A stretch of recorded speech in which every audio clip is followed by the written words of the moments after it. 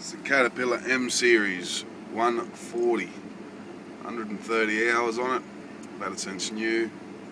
Got all the bells and whistles on it. Beautiful machine.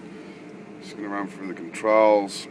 Left hand, the only movement it does uses a blade up and down on your left hand side, your lift ram. As you can see, it's all nice and smooth. You can set fine, coarse, intermediate settings. You do that through the control box over here. It also controls your forward and backwards gears, as in which one it selects straight off the bat when you go from forward to reverse, or if you go from neutral off park up. That is all displayed on your dash. It's got here straight away. As soon as you go to reverse, you're automatically in third. Forwards automatically third. That's just what I've got it set for. As I said, you can see in the box. You've got what gear you're in here, neutral. You can go forward, automatically straight into third. Back to neutral, automatically straight to third, reverse. As I said, those of you that drive dozers, the new dozers, even the older dozers nowadays, now they've all got the same sort of setup where you can just automatically program what you want to go to. For instance, trimming, first gear forward, fourth gear reverse, all that sort of stuff. It's a good setup. It's just nothing special, but it's something the H didn't have. There's lights that are flashing, obviously my GPS lights, GPS box there. It's got everything in it. The controls, like I said, it's up and down with your lift ram on your left hand side. It's the only part only implement control on your left hand. Got forward and reverse down here on the trigger. It's in neutral now. Forward, reverse, piece of piss. That's your gear selection. You're automatically in third. As I've got it set up now, you're automatically in third as soon as you select it.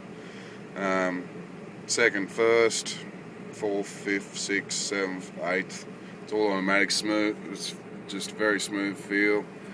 Smoother than any grader I've ever driven. Changing between gears, that's John Deere's, New Holland, any grader. I'll back it against any grader. No other grader shifts as smooth as these Mseries. Your articulation is a twist. On that, you return the center button. Very good idea, saves a lot of hassle time. Your wheel tilt, obviously depicted by the pictures. Get him down here and you can see it's all very nice feeling. That's all good. Your right hand side, that's your left hand, your right hand side, it controls all your implements. Obviously the same as the left, it's up and down, it's just your lift ram.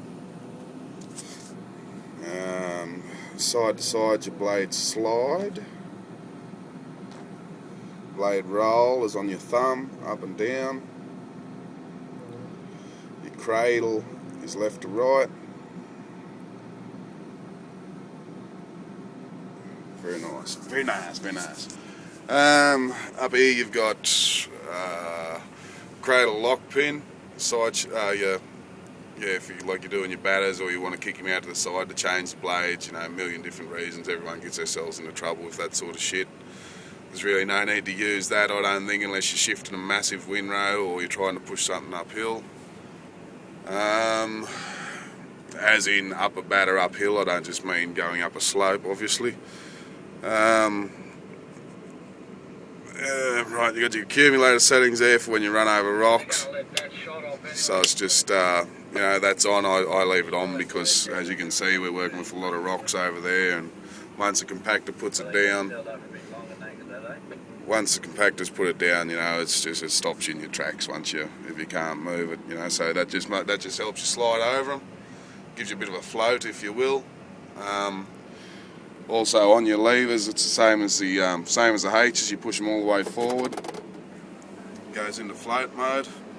Pull your lever back, it comes out of float mode. Yeah, that's the same with the H's. Probably something you'll never use. I know that there is reasons to use them. I have used them myself, I just don't find myself using them on a daily basis.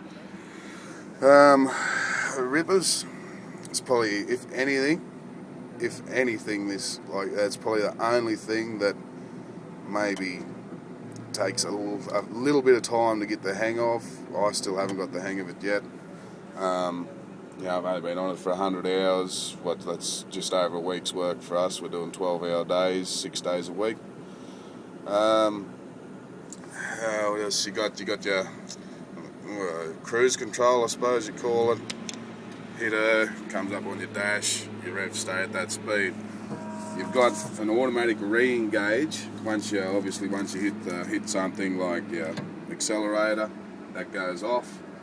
If you want to re-engage that, you've got a soft touch button under here, not the yellow one, just a little black soft touch one. Click in, bang, she comes back up. As soon as you touch the brake or accelerator, comes back down. Or you can flick him back on while it's up there, flick your engagement switch, comes down by 100 revs every time you flick it. Just a little nice little thing, which the H's, I know they did have them. The later model H's had the button that you flick that come down in 100 rev increments, and they were a good idea. I find myself using that a lot when my knees get sore when I'm shifting a lot of material. The arm cushies, they're all pneumatically operated now. Lift them, make them smack, you can have them wherever you want. There's no more leaning forward, having your arms hanging there in mid-air. You've got your arms sitting on a nice comfy part, your wrist is on something nice, your wrist, and you bang, you're right there. You're all over it. Everything's just adjustable in it, you can adjust your ripper arm. You've got your little hand piece here that you hold on to while you're using your ripper. Even down to the stereo, you've got a bar here now that you can, put your hand through, so you're not bouncing around and trying to pick channels and that. You can just put your hand through there, bang, you're on channel 1, 2, 3. You're adjusting your volume, you're doing all that sort of stuff. You're controlling your air conditioner. You're all over it at all times. There's no slippage, nothing. It's good. You've got all your windscreen wipers, front, back, sides. Obviously all your bells and whistles here. This one's got a fan in it. I don't know whether a lot of them don't anymore. It's quite handy when your air conditioner breaks down, because they fucking do. You got your 24 and 12 outputs for your mobile phone charger, wherever you roll. It doesn't really matter. You're always looking for something to plug something in there. Supplement steering. If you break down, you can piss off, get on the road, get out of the way of the trucks, keep things moving. It's the main thing. You've got your GPS auto buttons here, which is quite handy. Again, that's not a Caterpillar thing, that's a Trimble thing where they've put them. I find it very good. Everything's reachable. It's just a click. You're back on the controls, back on the controls, back on the controls. You've even got your side shift, automatic side shift, which is another setup that's new to the new Trimble system. Not so much the Mseries. They've been around, before that. But the side shift for your blade, where you pick your line on your line work. Say I can pick that line, and as I drive along it, if my wheels are going everywhere, that blade will just hold on that line. It's marvellous, good for inverted grounds and all that sort of stuff. Mirrors, if anything, could be convex. You're either sort of, I've got mine, I'm looking at my rippers because I'm not working in and out of traffic, but sometimes you want to have a look at your rippers and also the traffic coming up behind you. I've got my main mirror set up that I'm looking behind me, because I want to know when the dump truck's coming up behind me. But yeah, other than that, you need to see your rippers, but sometimes you also need to see traffic, which just a little thing. Again, nothing to whinge about, but I'm going to whinge about. What else we got? It's just such a good machine, like everything's in it. They've thought of absolutely everything. It's just unreal. Beautiful sight out of it, beautiful vision. Yeah, only